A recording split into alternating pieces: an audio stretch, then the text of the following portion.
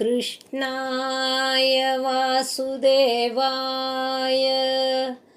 हरये परमात्मने प्रणतक्लेशनाशाय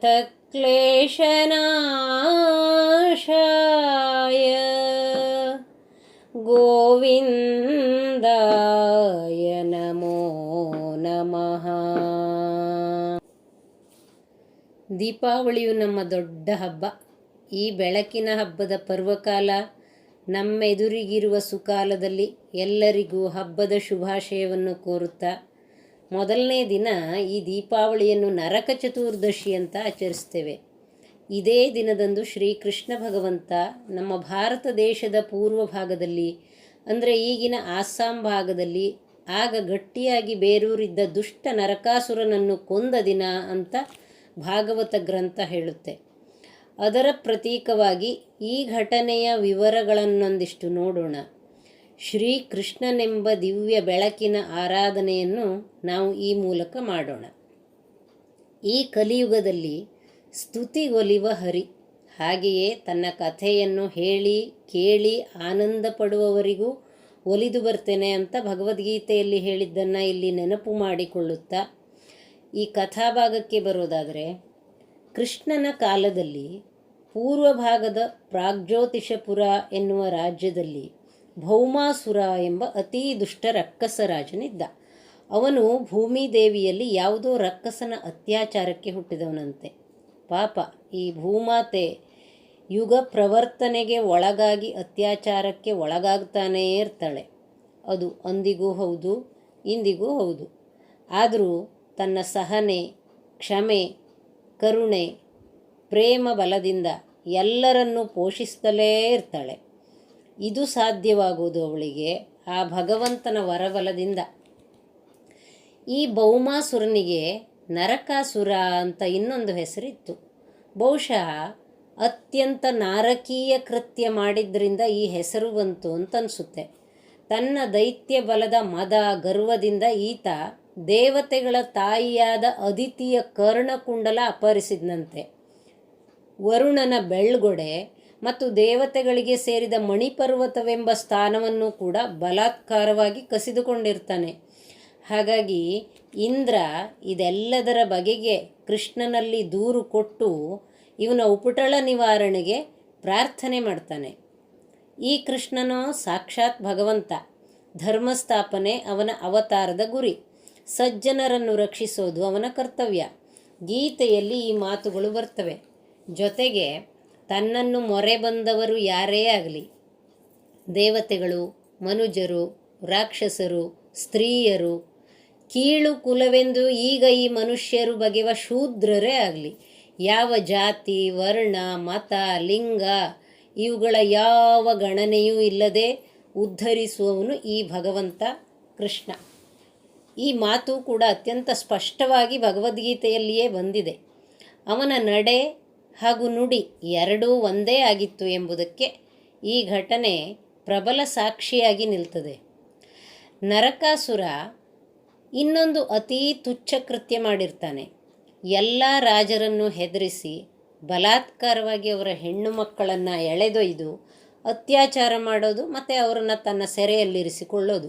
ಹೀಗೆ ಅವನ ಕ್ರೂರ ಚಾಳಿ ಎಷ್ಟೋ ವರ್ಷದಿಂದ ನಡೆದು ಬರ್ತಾ ಇತ್ತು. ಬಲಿಷ್ಠನಾದ ಅವನನ್ನು ಇಂದ್ರಾದಿ ದೇವತೆಗಳೇ ಎದುರು ಹಾಕ್ಕೊಳ್ಳೋಕ್ಕೆ ಸಾಧ್ಯ ಆಗಲಿಲ್ಲ ಅಂತಂದರೆ ಸಾಮಾನ್ಯ ರಾಜರು ಏನು ಮಾಡಿಯರು? ಹೀಗೆ ಆ ಭೌಮಾಸುರ ದೇವತೆಗಳ, ಮನುಷ್ಯರ, ಮುಖ್ಯವಾಗಿ ಆ ಹೆಣ್ಣು ಮಕ್ಕಳ ನೋವಿನ ಹೃದಯದ ನಿಟ್ಟುಸಿರಿನ ಶಾಪವನ್ನು ಗಳಿಸಿ ಗಂಟು ಹಾಕಿಕೊಂಡಿದ್ದ. ಇಂಥ ಕ್ರೂರಿ ರಾಕ್ಷಸರು ಹೆಣ್ಣು ಮಕ್ಕಳ ಮೇಲೆ, ಅಬಲೆಯರ ಮೇಲೆ, ಪುಟ್ಟ ಪುಟ್ಟ ಹುಡುಗಿಯರ ಮೇಲೆ ಅತ್ಯಾಚಾರ ನಡೆಸುವವರು ತಮ್ಮ ದುರ್ನಡತೆಯಿಂದ ಆ ಕೋಮಲ ಮನಸ್ಸನ್ನು ನೋಯಿಸಿ ಬದುಕುವ ದುಷ್ಟ ದೈತ್ಯರು ಈಗಲೂ ನಮ್ಮಲ್ಲಿದ್ದಾರೆ. ಆ ಮನಸ್ಸಿನ ನೋವು, ನಿಟ್ಟುಸಿರಿನ ಶಾಪ ಆ ಪಾಪಿಗಳನ್ನು ಎಂದೂ ಬಿಡೋದಿಲ್ಲ. ಸರಿಯಾದ ಶಿಕ್ಷೆ ಕಾಲಕ್ಕೆ ಸರಿಯಾಗಿ ಅಂಥವರಿಗೆ ದೇವರೇ ಕೊಡಿಸ್ತಾನೆ.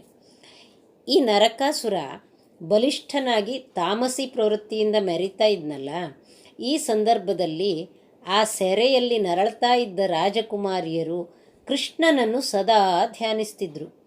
ಅವರ ಕಿವಿಗೆ ಬಿದ್ದ ಈ ಗೋಪಿಕಾ ಸ್ತ್ರೀಯರನ್ನು ಕೃಷ್ಣ ಉದ್ಧಾರ ಮಾಡಿದ ರೀತಿ ಇದೆಯಲ್ಲ, ಅವರ ಮನದಲ್ಲಿ ಮನೆ ಮಾಡಿಬಿಟ್ಟಿತ್ತು. ಆ ಗೋಪಿಕೆಯರ ಸಂಸಾರ ಸೆರೆಯನ್ನು ಅವ ಬಿಡಿಸಿದ ರೀತಿ ತಮ್ಮನ್ನೂ ಕೂಡ ಈ ಸೆರೆ ಬಿಡಿಸಿ ತಮಗೆ ಆಧಾರ ಆಶ್ರಯ ನೀಡುವವನಾಗಿ ಒದಗಿ ಬರಲಿ ಅಂತ ಸದಾ ಹಂಬಲಿಸ್ತಿದ್ರು. ಇದು ಅವರ ನಿರಂತರ ಸ್ಮರಣೆಯ ತಪಸ್ಸಾಯಿತು. ಈ ಹೆಂಗಳೆಯರಿಗೆ ಪ್ರಕೃತಿ ಸಹಜವಾಗಿ ಕೆಲವಷ್ಟು ಗುಣಗಳನ್ನು ಕೊಟ್ಟಿದೆ, ಅವರಲ್ಲಿ ತುಂಬಿ ಇಟ್ಟಿದೆ. ಅದರಲ್ಲಿ ಸಮರ್ಪಣಾ ಮನೋಭಾವ ಅತ್ಯಂತ ಮುಖ್ಯವಾದ್ದು. ಅದು ತುಂಬ ಬೇಗ ತುಂಬ ಸುಲಭವಾಗಿ ಈ ಭಗವಂತನಲ್ಲಿ ಸ್ತ್ರೀಯರ ಮನಸ್ಸನ್ನು ನೆಲೆ ನಿಲ್ಲಿಸಿ ಬಿಡ್ತದೆ. ಇದು ಭಾವಪೂರ್ಣವಾದದ್ದು. ಸ್ತ್ರೀಯರ ಮನಸ್ಸು ಭಾವಪ್ರಧಾನವಾದದ್ದು. ಬಹಳ ಜನ ಸ್ತ್ರೀಯರಿಗೆ ತಮ್ಮ ಈ ಸಾಮರ್ಥ್ಯದ ಅರಿವೇ ಇಲ್ಲ. ಹಾಗಾಗಿ ವ್ಯಾಸ ಮಹರ್ಷಿಗಳು ಸ್ತ್ರೀಯರ ಈ ಅಸಾಮಾನ್ಯ ಸಾಮರ್ಥ್ಯವನ್ನು ಎಚ್ಚರಿಸಲೆಂದೇ ಭಾಗವತ ಗ್ರಂಥದಲ್ಲಿ ಈ ರೀತಿ ಅನೇಕ ಘಟನೆಗಳನ್ನು ಹೇಳ್ತಾ ಬರ್ತಾರೆ. ಅದು ಯಾವತ್ತಿಗೂ ಆ ಸ್ತ್ರೀ ಗುಣದ ಸತ್ಯ. ಯಾವ ದೇವ ಸಂಬಂಧಿ ಕಾರ್ಯವೇ ಆಗಿರಲಿ, ಸ್ತ್ರೀಯರೇ ಹೆಚ್ಚಾಗಿ ಅಲ್ಲಿ ಬಹುಭಕ್ತಿ ಸಂಭ್ರಮದಿಂದ ತೊಡಗಿಕೊಳ್ಳೋದು ನಮಗೆ ಕಾಣುತ್ತೆ. ಅವರ ಹೃದಯದಲ್ಲಿನ ಭಕ್ತಿ ಸಮರ್ಪಣಾ ಭಾವವೇ ಇದಕ್ಕೆ ಪ್ರಧಾನ ಕಾರಣ. ಇದನ್ನು ನಾವು ಸ್ತ್ರೀಯರು ಇಂಥ ಘಟನೆಗಳನ್ನು ಕೇಳಿ ನಮ್ಮೊಳಗೆ ನಾವು ಯೋಚಿಸಿಕೊಂಡ್ರೆ ನಮ್ಮ ಒಳದೃಷ್ಟಿ ಜಾಗೃತವಾಗಿ ನಮಗೆ ದೇವ ಮಾರ್ಗ ತುಂಬ ಸುಲಭವಾಗ್ತದೆ. ಈಗ ಕೃಷ್ಣನಿಗೆ ಈ ದೈತ್ಯ ಸಂಹಾರಕ್ಕೆ ಕಾಲ ಕೂಡಿ ಬಂತು. ದೇವತೆಗಳ ಕಷ್ಟ ಮತ್ತು ಈ ಸ್ತ್ರೀರತ್ನಗಳ ಸತತ ಮೊರೆ ಕೇಳ್ತಾನೆ ಇತ್ತಲ್ಲ, ಅವನಿಗೆ ಇದನ್ನ ಪರಿಹರಿಸಲೇಬೇಕಾಗಿತ್ತು. ಹಾಗಾಗಿ ಭೂಮಿಯ ಅಂಶದಿಂದಲೇ ಹುಟ್ಟಿದ ತನ್ನ ಪತ್ನಿ ಸತ್ಯಭಾಮೆಯೊಡನೆ ಗರುಡನ ಮೇಲೇರಿ ಯುದ್ಧಕ್ಕೆ ಧಾವಿಸಿದ. ಆ ನರಕಾಸುರನ ರಾಜ್ಯ ಪ್ರಾಕೃತಿಕವಾದ ಗುಡ್ಡಗಾಡಿನಿಂದಲೇ ಬಲವಾದ ಕೋಟೆಯಂತೆ ಆವೃತವಾಗಿತ್ತು. ಜೊತೆಗೆ ನರಕಾಸುರನ ಸ್ನೇಹಿತ ಮುರ ಎಂಬ ಬಲಾಢ್ಯ ದೈತ್ಯ ತನ್ನ ಸಾಮರ್ಥ್ಯದಿಂದ ಆ ರಾಜ್ಯದ ಸುತ್ತ ಕಬ್ಬಿಣದ ಸರಪಳಿಯ ಅಭೇದ್ಯ ಕೋಟೆಯನ್ನು ಕಟ್ಟಿ ಕಾಪಾಡ್ತಿದ್ನಂತೆ. ಹಾಗಾಗಿ ಈಗಿನ ಯುದ್ಧದ ವೈಮಾನಿಕ ದಾಳಿಯಂತೆ ಕೃಷ್ಣ ಗರುಡ ವಾಹನನಾಗಿ ದಾಳಿ ನಡೆಸಿದ. ಮೊದಲು ಆ ಮುರಾಸುರನನ್ನು ಅವನ ಮಕ್ಕಳನ್ನು ಸಂಹರಿಸಿದ. ಆಮೇಲೆ ಈ ದೈತ್ಯ ನರಕಾಸುರನನ್ನು ಕೂಡ ಕೃಷ್ಣ ಸಂಹಾರ ಮಾಡ್ತಾನೆ. ಈ ಮುರಾಸುರನನ್ನು ಸಂಹರಿಸಿದ್ದಕ್ಕೆ ಕೃಷ್ಣನಿಗೆ ಮುರವೈರಿ ಮುರಾರಿ ಅಂತೆಲ್ಲ ಹೆಸರು ಬಂತು.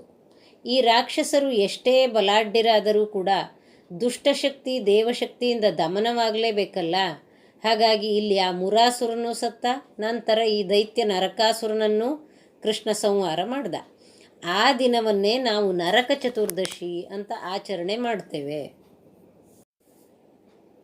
ಈ ನರಕಾಸುರನ ಸಂಹಾರವಾದ ಮೇಲೆ ಅವನ ತಾಯಿ ಭೂದೇವಿ ಈ ನರಕನ ಮಗ ಭಗದತ್ತ ಅಂದರೆ ಭೂಮಿ ದೇವಿಯ ಮೊಮ್ಮಗನೊಡನೆ ಕೃಷ್ಣ ದರ್ಶನ ಮಾಡಿ ಈ ದುರುಳ ಮಗನ ಸಂಹಾರ ಮಾಡಿದ್ದಕ್ಕಾಗಿ ಪ್ರಭು ಕೃಷ್ಣನನ್ನು ವಂದಿಸ್ತಾಳೆ. ಹಾಗೂ ಈ ನರಕಾಸುರ ಅಪಹರಿಸಿ ತಂದ ದೇವತೆಗಳ ವಸ್ತುಗಳನ್ನೆಲ್ಲ ಕೃಷ್ಣನಿಗೆ ಒಪ್ಪಿಸ್ತಾಳೆ ಮತ್ತು ಸ್ತುತಿ ಮಾಡ್ತಾಳೆ. ಇಡೀ ವಿಶ್ವದಲ್ಲಿ ಭೂಮಿಯನ್ನು ಮೊದಲುಗೊಂಡು ಜಲ ಅಗ್ನಿ ವಾಯು ಆಕಾಶ ಮೂಲವಾಗಿ ಎಲ್ಲ ವಸ್ತುಗಳಲ್ಲೂ ಎಲ್ಲ ರೂಪಗಳಲ್ಲೂ ನೀನೇ ತುಂಬಿಬಿಟ್ಟಿರುವೆ. ಎಲ್ಲರ ಸಂಯೋಗ ವಿಯೋಗಗಳಿಗೆ ನೀನೇ ಕಾರಣನು. ಚರಾಚರ ಜಗತ್ತಿನ ಮೂಲ ಅದ್ವಿತೀಯನಾದ ನೀನೇ ಆದರೂ ನಿನ್ನ ಮಾಯೆಯಿಂದ ಇಲ್ಲಿನ ಎಲ್ಲ ರೂಪಗಳನ್ನು ಬೇರೆ ಬೇರೆ ಎಂಬಂತೆ ತೋರಿ ಭೇದವನ್ನು ಅನುಭವಿಸುವಂತೆ ಮಾಡ್ತೀಯ. ಮುಂತಾಗಿ ಜೀವ ದೇವರಹಸ್ಯದ ವಿಷಯವನ್ನೇ ಹೇಳ್ತಾ ಸ್ತುತಿ ಮಾಡ್ತಾಳೆ ಭೂದೇವಿ. ಆಮೇಲೆ ತನ್ನ ಮೊಮ್ಮಗ ಭಗದತ್ತನಿಗೆ ಕೃಷ್ಣನ ಆಶ್ರಯ ಹಾಗೂ ಆಶೀರ್ವಾದಗಳನ್ನು ಕೇಳ್ತಾಳೆ. ಕೃಷ್ಣ ತುಂಬ ಕರುಣೆಯಿಂದ ಅವನನ್ನು ಆಶೀರ್ವದಿಸಿ ಪ್ರಾಗ್ಜ್ಯೋತಿಷಪುರದ ಸಿಂಹಾಸನದಲ್ಲಿ ಅವನನ್ನು ಕೂಡ್ರಿಸಿ ನಂತರ ಈ ನರಕಾಸುರ ಸೆರೆಯಲ್ಲಿಟ್ಟ 16,000 ಸ್ತ್ರೀಯರನ್ನು ಸೆರೆಯಿಂದ ಬಿಡಿಸ್ತಾನೆ. ಹಾಗೆ ಭೂದೇವಿಯ ಮತ್ತು ಆ ಸ್ತ್ರೀಯರೆಲ್ಲರ ಹೃದಯಪೂರ್ವಕ ಪ್ರಾರ್ಥನೆಗೆ ಒಲಿದು ಅವನು ಆ ಸ್ತ್ರೀಯರನ್ನೆಲ್ಲ ತನ್ನ ಪತ್ನಿಯರನ್ನಾಗಿಸಿಕೊಳ್ತಾನೆ. ಈ ಸ್ತ್ರೀಯರನ್ನು ಸೆರೆ ಬಿಡಿಸಿದ ಸಂದರ್ಭದಲ್ಲಿ ಅವರು ಕೃಷ್ಣನಲ್ಲಿ ಕೋರುವ ಪ್ರಾರ್ಥನೆ ಏನು ಗೊತ್ತಾ? ಹೇ ಕೃಷ್ಣ, ನೀನು ನಿನ್ನನ್ನು ಆರಾಧಿಸುವವರ ಸಂಕಷ್ಟ ಹರಣ, ಪ್ರಣತಃ ಕ್ಲೇಶನಾಶ, ಎಷ್ಟೋ ಕಾಲದಿಂದ ನಾವು ನಿನ್ನನ್ನು ಮನದಲ್ಲೇ ಪ್ರಾರ್ಥಿಸ್ತಾ ಇದ್ದೇವೆ, ಹಂಬಲಿಸ್ತಾ ಇದ್ದೇವೆ. ನಿನಗೆ ಗೊತ್ತಿಲ್ಲದ್ದು ಏನೂ ಇಲ್ಲ. ಎಲ್ಲರ ಮನೋವಿಹಾರಿ ನೀನು. ನಮ್ಮ ದೇಹ ನರಕಾಸುರನಿಂದ ಅತ್ಯಾಚಾರಕ್ಕೊಳಗಾಗಿದ್ದು ನಿಜ, ಆದರೆ ಇದರಲ್ಲಿ ನಮ್ಮದೇನೂ ತಪ್ಪಿಲ್ಲ. ನಮ್ಮ ತಂದೆ ತಾಯಿಯರನ್ನು ಹೆದರಿಸಿ ಹಿಂಸಿಸಿ ಅಸಹಾಯಕರಾದ ನಮ್ಮನ್ನು ಈ ನರಕಾಸುರ ಬಲಾತ್ಕರಿಸಿದರೆ ಇದರಲ್ಲಿ ನಮ್ಮದೇನು ತಪ್ಪು? ಬದಲಿಗೆ ಆ ಕ್ಷಣದಲ್ಲಿ ನಾವು ಅನುಭವಿಸಿದ ಮಾನಸಿಕ ದೈಹಿಕ ಯಾತನೆಯನ್ನು ಹೇಗೆ ಬಾಯ್ಬಿಟ್ಟು ಹೇಳಬಹುದು ಕೃಷ್ಣ? ನೀನೇ ನೋಡು, ನಾವು ಅಂಥ ಸ್ಥಿತಿಯಲ್ಲಿ ಹೇಗೆ ಈ ಕತ್ತಲ ಕೂಪವೆಂಬ ನರಕದಲ್ಲಿ ಬದುಕಿದ್ದಿರಬಹುದೆಂದು. ಕೇವಲ ನಿನ್ನ ಸ್ಮರಣೆ, ನಿನ್ನ ಮೇಲಿನ ನಂಬಿಕೆ, ಪ್ರೀತಿಯೊಂದೇ ನಾವು ಬದುಕುವ ಆಧಾರವನ್ನಾಗಿ ಮಾಡಿಕೊಂಡು ಬದುಕಿದ್ದೇವೆ. ಈಗ ನೀನು ಬಂದೆ, ನರಕನನ್ನು ಕೊಂದೆ, ಸೆರೆ ಬಿಡಿಸಿ ನಿಮ್ಮೂರಿಗೆ ಹೋಗಬಹುದು ಅಂತಂದರೆ ಯಾವ ಅಪ್ಪ ಅಮ್ಮ ಅವರ ಮಕ್ಕಳೇ ಆದರೂ ಈ ಮೈಲಿಗೆಯ ಮೈ ಹೊತ್ತವರನ್ನು ಹೃತ್ಪೂರ್ವಕವಾಗಿ ಸ್ವಾಗತ ಮಾಡ್ತಾರೆ ಕೃಷ್ಣ. ಮುಂಚಿನಂತೆ ನಾವೆಲ್ಲ ಒಂದು ಗೌರವಪೂರ್ಣ ಸಹಜ ಜೀವನ ಬಾಳೋಕ್ಕಾಗತ್ತಾ? ಯಾರು ಈ ಸ್ಥಿತಿಯಲ್ಲಿ ನಮ್ಮನ್ನು ಸ್ವೀಕರಿಸ್ತಾರೆ? ನಮ್ಮನ್ನು ಯಾರು ಮದುವೆ ಆಗ್ತಾರೆ? ಲೋಕ ನಮ್ಮನ್ನು ಕರುಣೆಯಿಂದ ನೋಡಬಹುದು, ಅತ್ಯಾಚಾರವನ್ನು ಖಂಡಿಸಬಹುದು. ನಿತ್ಯದ ಬದುಕಿನಲ್ಲಿ ಈ ಅತ್ಯಾಚಾರಕ್ಕೊಳಗಾಗದವರನ್ನು ಸ್ವೀಕರಿಸುವುದು ಅದು ಕಷ್ಟದ ಮಾತು. ಅದರಿಂದ ಕುಲಧರ್ಮದ ಮಡಿ ಕೆಡುತ್ತೆ. ಇದು ಲೋಕದ ನೀತಿ. ಲೋಕಕ್ಕೆ ಹೃದಯದ ಎಚ್ಚರ ಇಲ್ಲ ಕೃಷ್ಣ. ಮತ್ತೆ ನಮಗೆಲ್ಲಿ ಭವಿಷ್ಯವಿದೆ ಕೃಷ್ಣ? ನಾವು ನಿನ್ನ ಹೊರತು ಅನ್ಯರನ್ನು ಯೋಚಿಸಿಯೂ ಇಲ್ಲ. ನೀನು ಸ್ತ್ರೀ ಪುರುಷ ಭೇದವಿಲ್ಲದವ. ನಿನ್ನಂತಹ ವಿಶಾಲ ಪುರುಷ ಮತ್ತೊಬ್ಬನಿಲ್ಲ. ನಿನ್ನನ್ನು ಪ್ರೇಮಿಸುವವರನ್ನು ಕೈ ಬಿಡುವುದೂ ಇಲ್ಲ. ಇಷ್ಟಂತೂ ನಮಗೆ ನಿಶ್ಚಯ. ನಾವು ತವರಿಗೆ ಹಿಂದಿರುಗುವಂತಿಲ್ಲ. ನಾವು ತಬ್ಬಲಿಗಳು, ಅನಾಥರು, ಅಸಹಾಯಕರಾದ ಅಬಲೆಯರು. ನೀನು ಅನಾಥ ರಕ್ಷಕ. ನಿನ್ನ ಹೊರತಾಗಿ ಲೋಕದಲ್ಲಿ ಮತ್ಯಾರೂ ನಮ್ಮನ್ನು ಉದ್ಧರಿಸಲಾರರು. ನೀನಲ್ಲದೆ ನಮಗೆ ಬೇರೆ ಗತಿಯೇ ಇಲ್ಲ. ನೀನೇ ಹೇಳುವಂತೆ ಭಕ್ತ ರಕ್ಷಣೆಯ ಹೊಣೆ ನಿನ್ನದು. ಈಗ ನೀನೂ ಕೈಬಿಟ್ಟರೆ ನಮಗೆ ಸಾಮೂಹಿಕ ಆತ್ಮಹತ್ಯೆಯೊಂದೇ ದಾರಿ ಪ್ರಭು. ನೀನೇ ನಮ್ಮನ್ನು ಉದ್ಧರಿಸಬೇಕು. ನೀನು ನಮ್ಮನ್ನು ಪರಿಗ್ರಹಿಸುತ್ತೀಯೋ ಆತ್ಮಹತ್ಯೆಗೆ ದಾರಿ ಮಾಡಿಕೊಡ್ತೀಯೋ ಅದು ನಿನ್ನಿಚ್ಛೆ ಪ್ರಭು. ಈ ಎರಡೂ ಬಗೆಗಳಲ್ಲೂ ನಾವು ನಿನ್ನನ್ನೇ ಸೇರೋದಂತೂ ನಿಜ ಅಂತ ಹೃದಯ ವೇದನೆ ತಡೆಯಲಾರದೆ ಕೃಷ್ಣನ ಪಾದದಲ್ಲಿ ಬಿದ್ದು ಗೋಳಿಡ್ತಾರೆ. ಶ್ರೀಕೃಷ್ಣ ಸಾಕ್ಷಾತ್ ಭಗವಂತ, ಎಲ್ಲರ ಹೃದಯವಾಸಿ. ಈ ಎಲ್ಲ ವಿಷಯಗಳು ಸತ್ಯವೆಂದು ಅವನಿಗೆ ತಿಳಿದೇ ಇದೆ. ಎಲ್ಲರೂ ತನ್ನ ಭಕ್ತರು, ಪ್ರೇಮಿಸಿದ್ದಾರೆ. ಪ್ರೇಮ ಹೃದಯಕ್ಕೆ ಒಲಿಯುವವ ನಾನು ಎಂಬುದೇ ಕೃಷ್ಣಾವತಾರದ ಮುಖ್ಯ ಸಂದೇಶ. ಭಗವದ್ಗೀತೆಯಲ್ಲಿ ಕೃಷ್ಣನ ಕೊನೆಯ ಮಾತು ಮಾಮೇಕಂ ಶರಣಂ ವ್ರಜ, ಸರ್ವಧರ್ಮಾನ್ ಪರಿತ್ಯಜ್ಯ ಮಾಮೇಕಂ ಶರಣಂ ವ್ರಜ, ಅಹಂ ತ್ವಾ ಸರ್ವಪಾಪೇಭ್ಯೋ ಮೋಕ್ಷಯಿಷ್ಯಾಮಿ ಮಾ ಶುಚಃ. ಎಲ್ಲ ಧರ್ಮಾಧರ್ಮದ ವಿಷಯಗಳನ್ನು ಬಿಟ್ಟು ನನಗೆ ಶರಣು ಬಾ. ಹಾಗೆ ನೀನು ನಿಜವಾಗಿಯೂ ಪ್ರೇಮಪೂರ್ವಕವಾಗಿ ಮನಃಪೂರ್ವಕವಾಗಿ ನಿನ್ನನ್ನು ನನಗೆ ಸಮರ್ಪಿಸಿಕೊಂಡರೆ ನಿನ್ನ ಎಲ್ಲ ಪಾಪಗಳನ್ನು ತೊಳೆದು ನಿನ್ನ ಎಲ್ಲ ಮನೋದೈಹಿಕ ನೋವನ್ನು ಕಳೆದು ನಿನ್ನನ್ನು ಮೋಕ್ಷಗೊಳಿಸುತ್ತೇನೆ. ಅಳಬೇಡ. ನೀನು ನನ್ನನ್ನು ಸಂಪೂರ್ಣ ಶರಣು ಬಂದರೆ ಯಾವ ಧರ್ಮ ಕರ್ಮಗಳು, ಪಾಪ ಪುಣ್ಯಗಳು, ಯಾವ ದ್ವಂದ್ವಗಳು ನಿನ್ನನ್ನು ಬಾಧಿಸದೆ ಮುಕ್ತವಾಗಿಸುವ ರೀತಿಯಲ್ಲಿ ನಾನು ನಿನ್ನನ್ನು ಕಾಪಾಡ್ತೇನೆ. ಇದು ಭಗವದ್ಗೀತೆಯಲ್ಲಿ ಕೃಷ್ಣನ ವಚನ ಮತ್ತು ಅವನ ಜೀವನದಲ್ಲಿ ಕೃಷ್ಣ ನಡೆದುಕೊಂಡ ರೀತಿಯೂ ಹೌದು. ಅವನು ಪರಮಪುರುಷ ಭಗವಂತ. ಎಲ್ಲರ ಎದೆಯಲ್ಲೇ ನೆಲೆಸಿ ಪ್ರತಿ ಕ್ಷಣವೂ ಸಾಕ್ಷೀಭಾವದಿಂದ ಎಲ್ಲರ ಎಲ್ಲ ಕೆಲಸ, ಆಲೋಚನೆ, ಚಿಂತನೆ ಎಲ್ಲವನ್ನು ನೋಡ್ತಾನೇ ಇರ್ತಾನೆ. ಯಾರು ಪ್ರಾಮಾಣಿಕವಾಗಿ ಶ್ರದ್ಧೆಯಿಂದ ಶರಣಾಗ್ತಾರೋ ಅವರ ಪಾಪ ಎಷ್ಟೇ ಇರಲಿ, ದುಃಖ ನೋವು ಸಂಕಟ ಎಷ್ಟೇ ಇರಲಿ ನಿರಾಳವಾಗಿಸುವುದಂತೂ ಸತ್ಯ. ನಮ್ಮ ಶರಣಾಗತಿಯ ಭಾವದ ಆಳ ಎಷ್ಟು ಅನ್ನೋದರ ಮೇಲೆ ನಮ್ಮ ದುಃಖ ನಿವಾರಣೆ. ಇದು ಭಗವಂತನ ನಡೆ. ಸ್ತ್ರೀಯರನ್ನು ಸದಾ ಬೆಂಬಲಿಸಿ ಅವರ ಭಾವಕ್ಕೆ ಒಲಿದು, ದೇವಕಿಯಾಗಿರಲಿ, ಯಶೋದೆಯಾಗಿರಲಿ, ಗೋಪಿಕೆಯರೇ ಆಗಿರಲಿ, ತ್ರಿವಕ್ರೆ ಇರಲಿ, ದ್ರೌಪದಿ ಇರಲಿ, ಸುಭದ್ರೆ ಇರಲಿ, ಅವರು ಕರೆದಂತೆ ಬಂದು ಸ್ತ್ರೀಯರನ್ನು ಉದ್ಧರಿಸಿದ ಭಗವದ್ ಅವತಾರ ಶ್ರೀಕೃಷ್ಣನಂತೆ ಬಹುಶಃ ಇನ್ನೊಂದು ಇಲ್ಲ.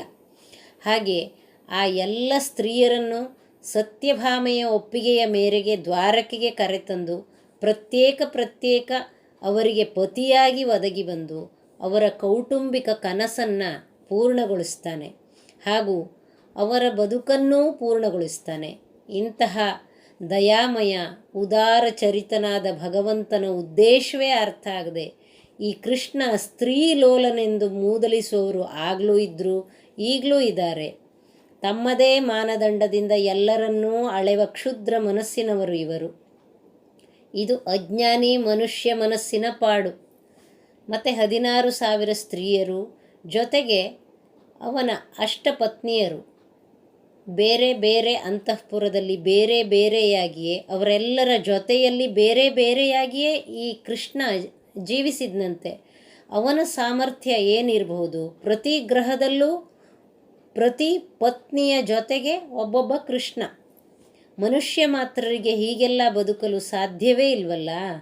ಇದನ್ನೆಲ್ಲ ಯೋಚಿಸಿದರೆ ಶ್ರೀಕೃಷ್ಣನ ಅಸಾಮಾನ್ಯತೆ, ಅವನ ಬಹುರೂಪ ತಳೆಯುವ ಸಾಮರ್ಥ್ಯ, ಹಿಂದಿನ ಕಥಾಭಾಗದಲ್ಲಿ ಬ್ರಹ್ಮನಿಗೆ ತೋರಿದ್ದು ಕೂಡ ಒಂದು ಅಸಾಮಾನ್ಯ ಬಹುರೂಪತೆಯೇ, ಇದನ್ನೆಲ್ಲ ನೆನೆದು ಅನೂಹ್ಯನಾದ ಆ ಪರಂಜ್ಯೋತಿಗೆ ಹೃದಯಾಂತರಾಳದಿಂದ ನಮಿಸುತ್ತಾ ಗೀತೆಯಲ್ಲಿ ಅವನೇ ನುಡಿದ ಬೆಳಕಿನ ಮಾತಿನ ಜ್ಯೋತಿಯನ್ನು ಅವನಿಗೇ ಬೆಳಗುತ್ತಾ ಜ್ಯೋತಿಷಾಮಪಿ ತಜ್ಜ್ಯೋತಿ ತಮಸಃ ಪರಮುಚ್ಯತೆ ಜ್ಞಾನಂ ಜ್ಞೇಯಂ ಜ್ಞಾನಗಮ್ಯಂ ಹೃದಿ ಸರ್ವಸ್ಯ ವಿಷ್ಠಿತಂ.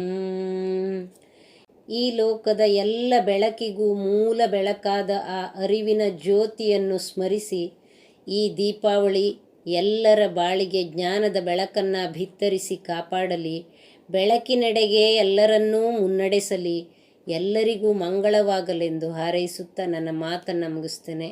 ನಮಸ್ತೆ.